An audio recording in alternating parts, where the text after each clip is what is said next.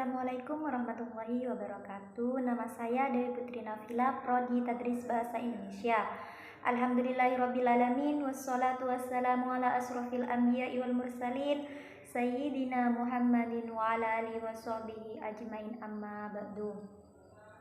Yang terhormat pengasuh Pondok Pesantren Zainul Hasan Genggong, Kiai Haji Muhammad Hasan Mutawakkil Allah SHMM, yang terhormat Rektor Universitas Islam Zainul Hasan Genggong, Bapak Dr. Abdul Aziz Wahab BAMAG, yang terhormat Dekan Fakultas Tadris Umum Ibu Wahyu Lestari MPD, yang terhormat Kaprodi Tadris Bahasa Indonesia Ibu Maufiratul Hamdiah MPD, yang terhormat dosen pengampu mata kuliah Psikologi Pendidikan dan Pembelajaran Bapak Ahmad Ilzamul Hikam MPD, serta teman-teman yang saya banggakan.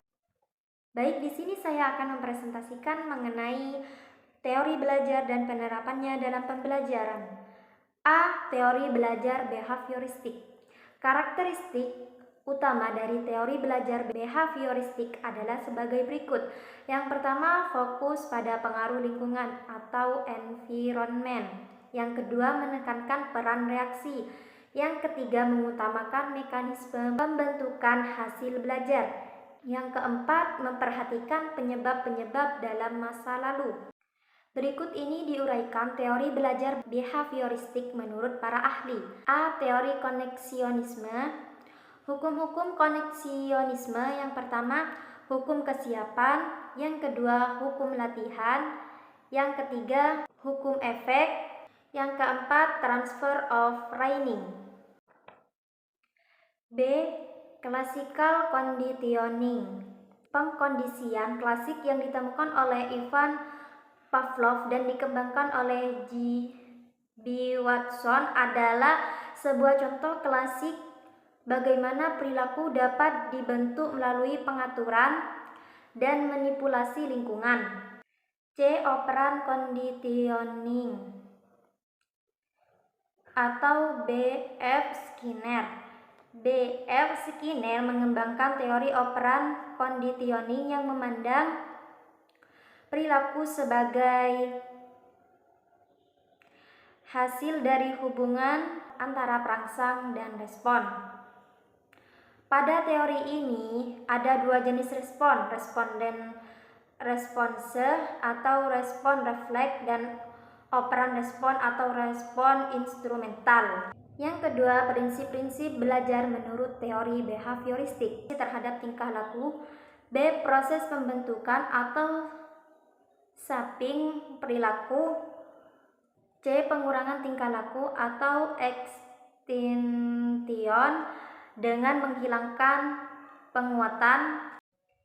D. Proses generalisasi yang membuat perilaku muncul dalam berbagai konteks serupa. E. Diskriminasi dalam mengidentifikasi perbedaan antara situasi atau rangsangan. F. Pembelajaran vicarious atau peniruan perilaku berdasarkan pengalaman orang lain atau perilaku yang serupa. G. Penerapan teori belajar behavioristik dalam pembelajaran.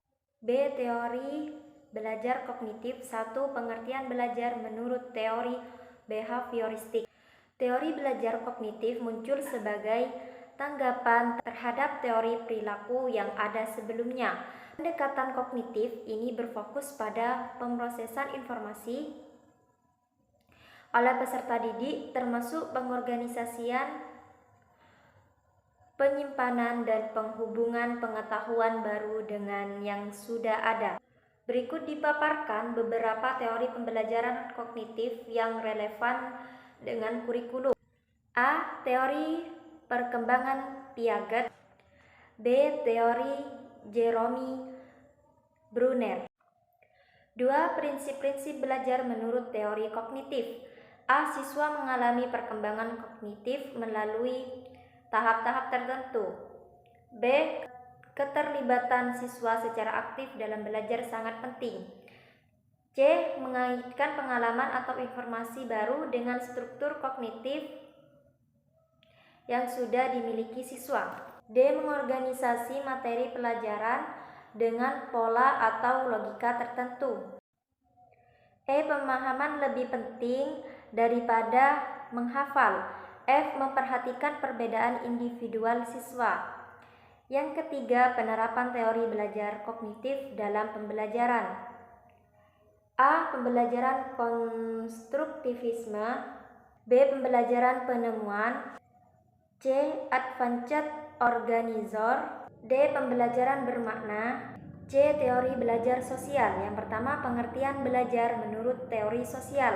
Teori pembelajaran sosial yang dikembangkan oleh Albert Bandura memperluas teori belajar perilaku tradisional dengan menekankan interaksi timbal balik antara faktor kognitif, perilaku, dan lingkungan.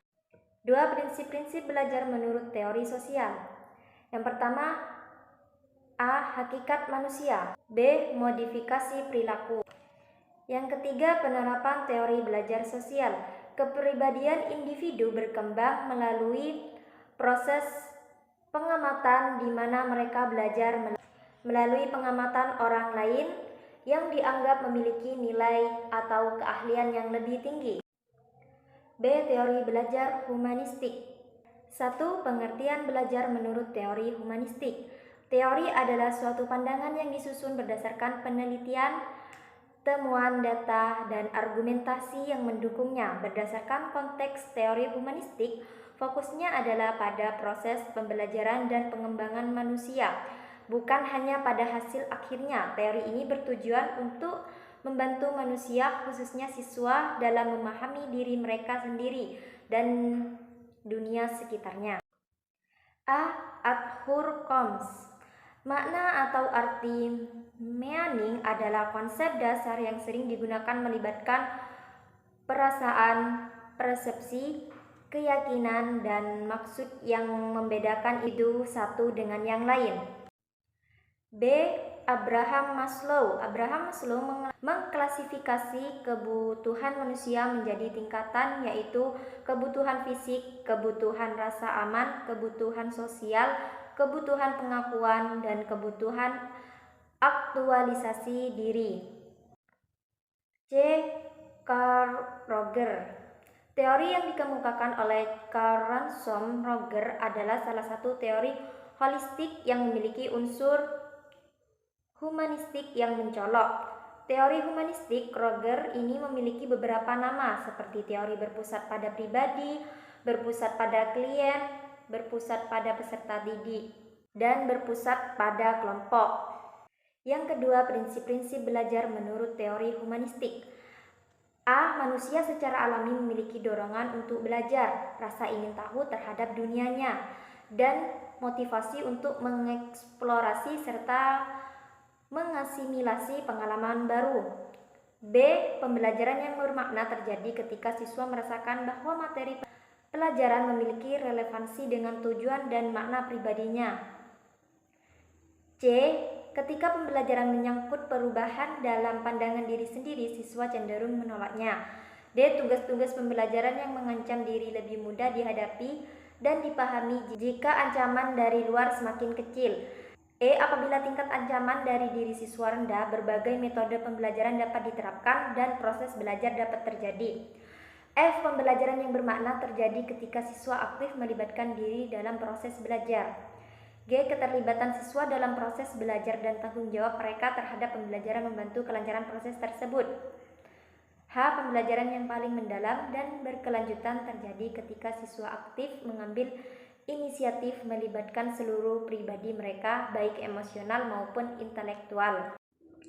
I. Percaya diri, kemerdekaan, dan kreativitas dapat lebih mudah dicapai jika siswa terlatih untuk introspeksi, mengkritik diri sendiri, dan menerima penilaian dari orang lain. J. Belajar mengenai proses belajar terus-menerus terbuka terhadap pengalaman dan mengintegrasikannya ke dalam diri sendiri merupakan jenis pembelajaran yang paling berguna secara sosial dalam dunia modern. Yang ketiga, penerapan teori belajar humanistik. Teori humanistik seringkali mendapatkan kritik karena sulit untuk diterapkan secara praktis dalam konteks pendidikan. Teori ini sering dianggap lebih berhubungan dengan bidang filsafat, teori kepribadian, dan psikoterapi daripada bidang pendidikan. Mungkin hanya itu saja yang bisa saya sampaikan, kurang lebihnya mohon maaf. Wassalamualaikum warahmatullahi wabarakatuh.